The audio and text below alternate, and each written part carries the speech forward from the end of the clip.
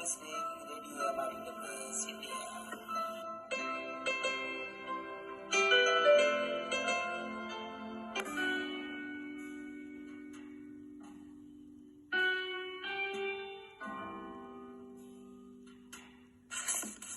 Greetings. My name is Fistula. I'm a philosopher and a science fiction author.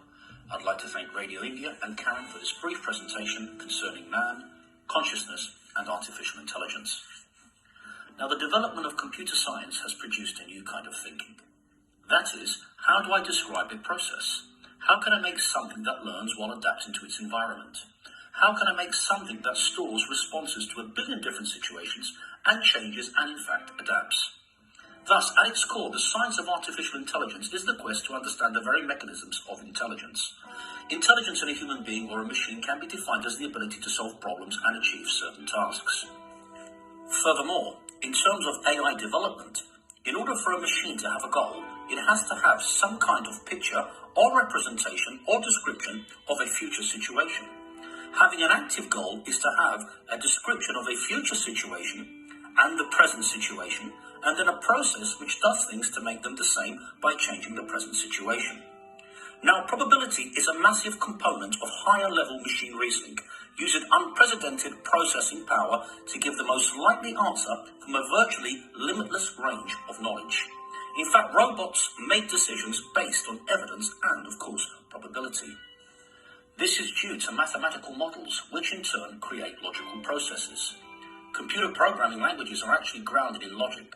These algorithms, bits of programming logic, instruct machines how to act and be. It allows machines to identify related concepts and make the kind of intuitive connections we call experience. This is the only way robots can learn. Furthermore, robots are built with unscripted personality. That is, robot personality is set up in such a way that it can reason about what you have said to it and then determine its own response via information space. Thus, this raises the question, can a machine actually think? Well, what is thought? How do we define thought? Well, it's such a vague and subjective term. What really needs to be asked here is, can a machine imitate the way humans interact? What is common sense? It's a combination of stored knowledge, logical reasoning, probability, and language interpretation. A robot has the capacity to execute all those with lightning speed. Now let's consider the human brain. No one knows how the nerve cells in the central nervous system work. The brain is very different from the rest of biology. That is, it is a separate machine. In most of biology, there are many interactions. But with the brain, each brain cell is more or less separate from the others. That is, it is a separate machine, bathed in chemicals. And those chemicals are very carefully controlled. Now, most of the brain is cortex, and it has 1 billion or more cells. In fact, the human brain has to be a certain size in order to accommodate enough atoms to make you human. In short, the human brain has to be a certain size in order to accommodate enough atoms to make the brain complex enough to be a human brain. Interestingly, the cells of the nervous system are the closest thing in the universe to the transistors and gates of a computer. In short, a biological brain is the closest thing to a computer, regardless of the different processes involved. Now, with regard to consciousness, well, different experiences create different neural connections, which bring about different emotions. Depending on which neurons are stimulated, certain connections become stronger and more efficient, while others become weaker. This is known as neuroplasticity.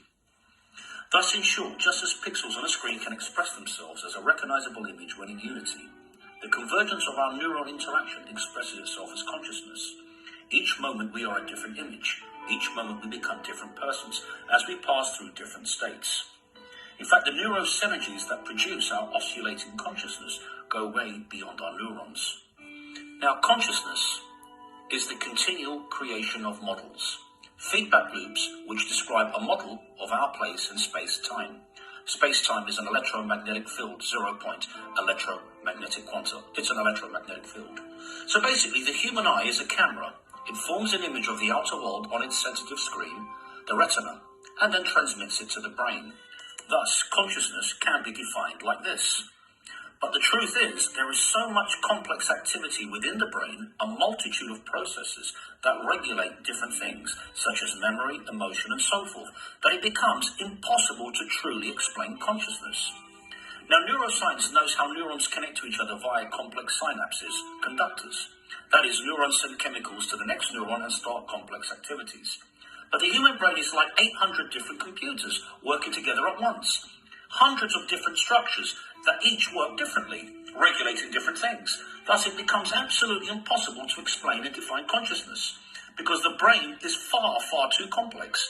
It's made up of hundreds and hundreds of different structures that regulate different things, and yet works together symbiotically.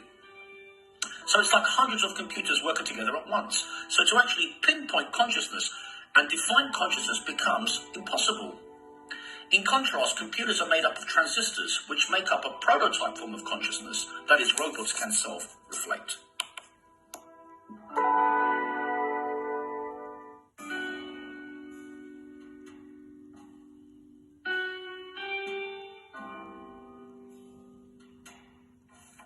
Furthermore, some believe that consciousness creates the universe, that the body and the brain are a spatial temporal construct.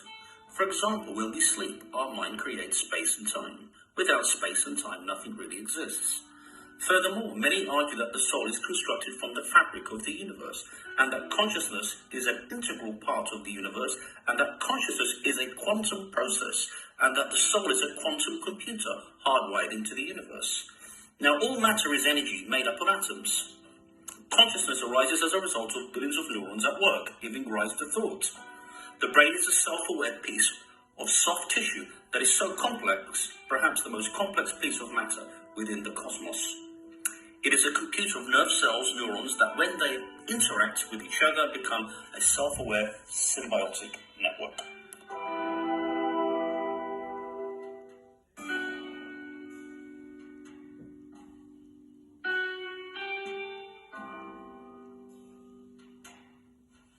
Now, all things exist as a dichotomy of mass and energy in a continuum of space and time.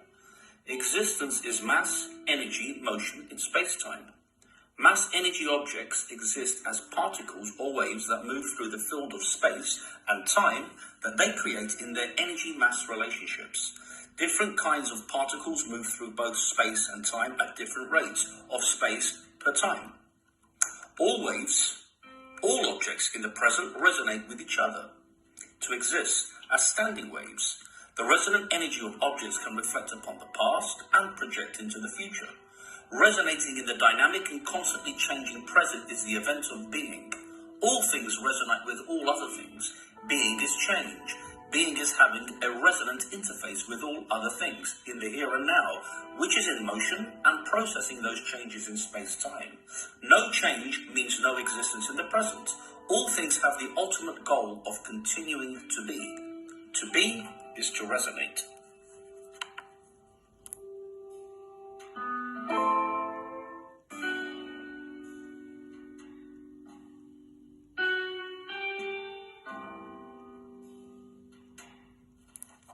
Now, light photon energy is continuously transforming potential energy into the kinetic energy of matter in the form of electrons. Kinetic energy is the energy of what is actually happening. This emergent electromagnetic activity would be fundamental to how the brain produces consciousness. The fact that light has momentum and momentum is frame dependent could give us a physical reason why conscious awareness is always in the center of its own reference frame, in the moment of now. Now, conscious awareness is the most advanced part of a universal process and is an integral part of the dynamic structure of the universe. The universe is a continuum with the future coming into existence, photon by photon, with each new photon-electron coupling. This forms the movement of positive and negative charge with the continuous flow of electromagnetic fields. Consciousness in the form of electrical activity in the brain is the most advanced part of this process and can therefore comprehend this process as time. Additionally, the arrow of time is formed by the quantum wave particle function, with the future continuously coming into existence with each new photon-electron coupling. The photon of quantum mechanics forms the movement of electromagnetic fields. Time is continuously being formed by the spontaneous absorption and emission of light waves. Atoms are forming their own future relative to their energy and momentum. Now, you have electrical activity relative to the structure of the brain forming chemical changes or chemical reactions.